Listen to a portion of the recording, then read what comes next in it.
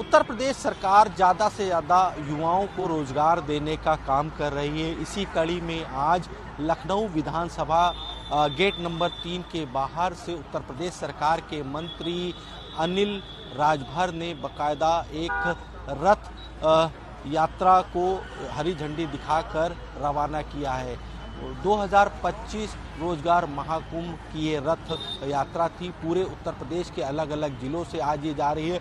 लखनऊ से हरी झंडी दिखाई गई है, वो 15 जिलों में जाएगी। हमारे पीछे आप देख सकते हैं कि बकायदा जो उत्तर प्रदेश सरकार के मंत्री हैं अनिल राजभर, इन्होंने बकायदा हरी झंडी दिखाकर 3 दिवसीय जो कार्यक्रम युवाओं को ज़्यादा से ज़्यादा रोजगार दिया जाए इसको लेकर के बकायदा आज एक रथ को हरी झंडी दिखाई है। ये लखनऊ के 15 जिलों में जाएगा। बात की जाए 26, 27 और 28 यानी कि 26, 27 और 28 ये 28 अगस्त तक 3 दिनों तक की ये कार्यक्रम चलाया जाएगा, जिसमें करीब 100 कंपनियां होंगी। यानी कि अगर देखा जाए तो दुबई से लेकर के उत्तर प्रदेश तक की जो कंपनियां हैं, बड़ी कंपनियां हैं, वो कंपनियां बाकायदा शिरकत करेंगी।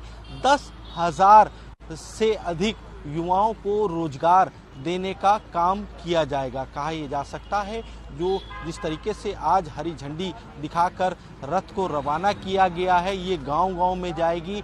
युवाओं को उत्तर प्रदेश सरकार की जो योजनाएं हैं, उन योजनाओं के बारे में बताने का काम करेगी। ज़्यादा से ज़्यादा युवाओं को जो 100 कंपनियां 3 दिवसीय जो कार्यक्रम करेगी, उन कार्यक्रम में शिरकत करे, वहां पर उन युवाओं को रोजगार दिया जाएगा। कहा यह जा सकता है ये 3 दिन चलने वाले कार्यक्रम में करीब 10,000 से भी अधिक को नौकरियां देने का काम किया जाएगा। लखनऊ से आशीष कुमार वर्मा, प्राइम न्यूज़। उत्तर प्रदेश सरकार के मंत्री अनिल राजभर जी हमारे साथ हैं। सर, आज एक बकायदा रथ यात्रा को हरी झंडी दिखाई, किस तरीके से काम करेगा, किस तरीके से युवाओं को रोजगार देने का काम किया जाएगा? नहीं, रोजगार रथ एक तो हर जनपद में जाएगा, वहाँ युवाओं से संवाद करेगा, युवाओं को प्रेरित करने का प्रयास करेगा। 26, 27, 28 में जो बृहद रोजगार मेला लखनऊ इंदिरा गांधी प्रतिष्ठान में होने जा रहा है, जिसमें देश दुनिया की 100 प्रतिष्ठित कंपनियां प्रतिभाग करने जा रही हैं, उससे जोड़ने का एक बड़ा अवसर है, बड़ा मौका है।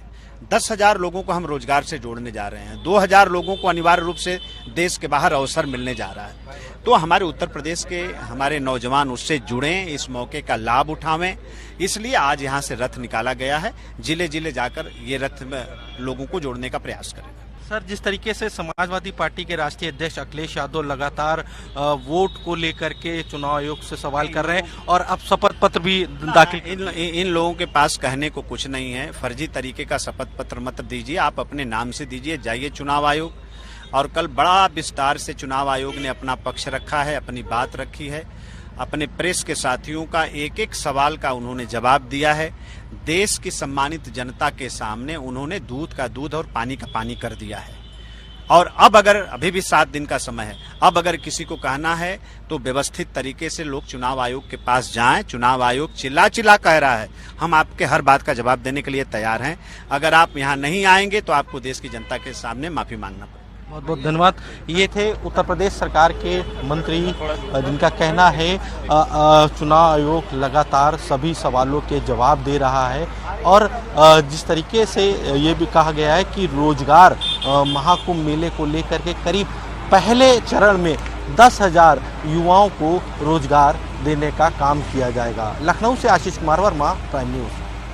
चुनावी गड़बड़ी की लड़ाई महाभियोग तक आई। जी हां, आपको बता दें कि विपक्ष चुनाव आयोग पर लगातार वोट चोरी के आरोप लगा रहा है। अब विपक्ष सीएसी के खिलाफ महाभियोग प्रस्ताव लाने की बात कर रहा है। आज संसद भवन में इंडिया गठबंधन की बैठक हुई, जिसमें सूत्रों ने बताया कि महाभियोग प्रस्ताव में सहमति बनी हुई है।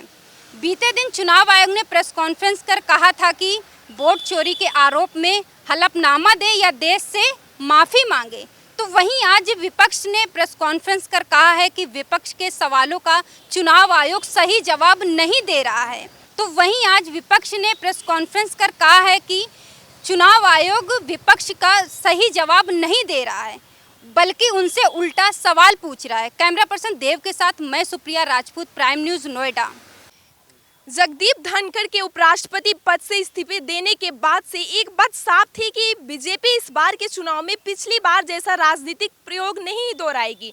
लेकिन आपको बता दें, उपराष्ट्रपति चुनाव की बिसात बीत चुकी है और बीजेपी ने रविवार को महाराष्ट्र के राज्यपाल सीपी राधाकृष्णन को एनडीए उम्मीदवार बनाया है। आपको बता दें, जिनका नाम पर सहमति बनाने की कवायद भी शुरू हो गई है। जगदीप धनखड़ के इस्तीफे देने के बाद बीजेपी नेतृत्व उपराष्ट्रपति पद से ऐसे व्यक्ति की तलाश में था जो वैचारिक रूप से संघ और बीजेपी के प्रति समर्पित हो। इसी लिहाज से बीजेपी ने राधाकृष्णन पे भरोसा जताया है। बीजेपी ने इस बार वैचारिक पृष्ठभूमि को ध्यान में रखते हुए उपराष्ट्रपति के उम्मीदवार का चयन किया है। सीपी राधाकृष्णन ने आरएसएस के कार्यकर्ता को लेकर तमिलनाडु के बीजेपी के अध्यक्ष और महाराष्ट्र के राज्यपाल तक राजनीतिक सफर तय कर चुके हैं। लेकिन अब बीजेपी ने उन्हें देश के अगले उपराष्ट्रपति चुनाव के लिए एनडीए का उम्मीदवार बनाया है।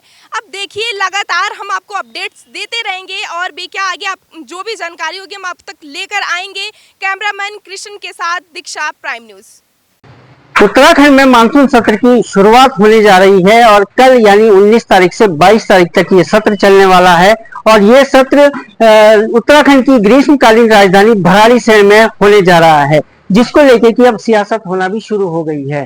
कांग्रेस के वरिष्ठ नेता हरक सिंह रावत ने कहा कि भराड़ीसैंण में सत्र कराना राज्य की जनता के साथ जो है धोखा है, क्योंकि सत्ता पक्ष और विपक्ष दोनों ही भराड़ीसैंण में जाते हैं और 2 दिन में सत्र निपटाकर ये इंतजार करते हैं कि हेलीकॉप्टर आएगा और हम कब यहाँ से वापस जाएं, जो कि एक सीधे तौर पर जनता के साथ धोखा हो रहा है। जिसको लेके कि सत्ता पक्ष ने जवाब दिया और कहा है कि हरक सिंह रावत अब मुद्दों से भटक चुके हैं, वो इतनी दूर निकल चुके हैं कि अब उनका वापस आना तय नहीं है।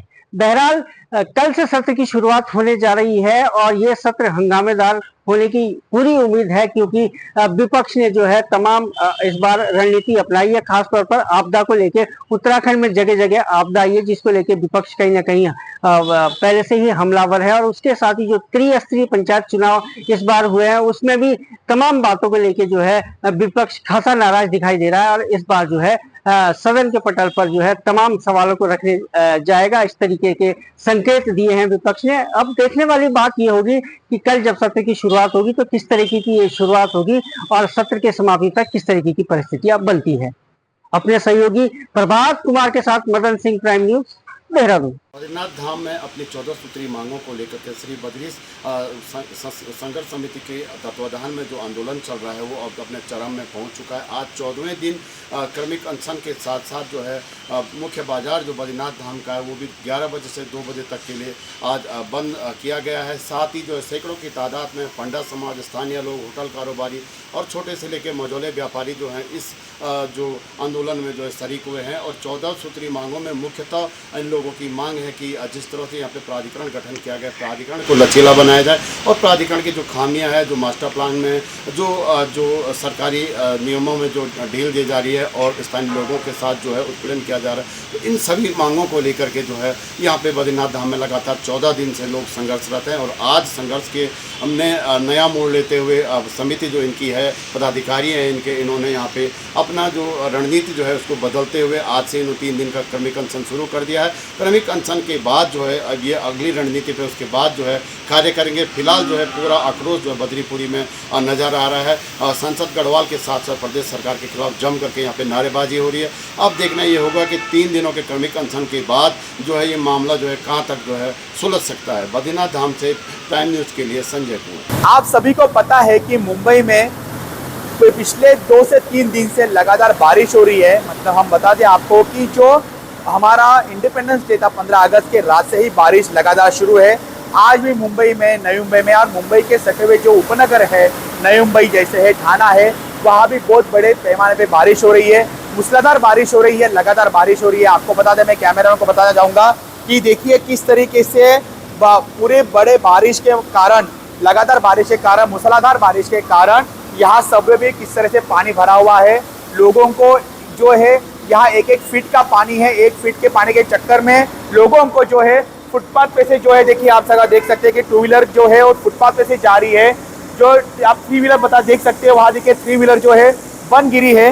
मैं कैमरामैन को जरा आगे जाने के बताऊंगा कि पानी के जल भराव से सबवे में पानी जो भरा है जमा हो चुका है। इसके वजह से जो है 3 व्हीलर बंद गिर चुकी है, 2 व्हीलर को फुटपाथ पे चलना पड़ता है। आप देख सकते हैं बड़े बड़े जो ट्रक्स है वो ट्रक्स को भी काफ़ी दिक्कत सामना करना पड़ रहा है, दिक्कतों का। 4 व्हीलर्स को, 2 व्हीलर्स को आप देखिए, 2 व्हीलर्स किस तरह एक एक 2-2 पिकअप पानी भरा हुआ है।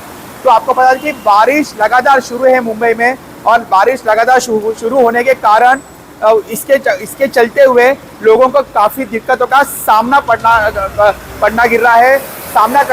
पड़ रहा है। और आपको बता दें कि लोगों को अपील है कि अगर आपको महत्वपूर्ण अगर काम रहेगा तो आप घर से बाहर निकले, ऐसे प्रशासन की तरफ से अपील की गई है। कैमरामैन अथर्व के साथ मैं सुदीप खुला, प्राइम न्यूज़ के लिए मुंबई से। ग्वालियर में सड़क धंसने का सिलसिला बदस्तूर जारी है, चाहे वो सड़क नगर निगम की हो, चाहे वो स्मार्ट सिटी की सड़क हो। लगातार सड़कें धंसक रही हैं, लेकिन जिम्मेदार अधिकारी इससे लगातार अपना पल्ला झाड़ रहे हैं। ये सड़क धंसने का सिलसिला कब रुकेगा, ये तो आने वाला वक्त ही बताएगा। प्राइम न्यूज़ के लिए ग्वालियर से सुयश शर्मा।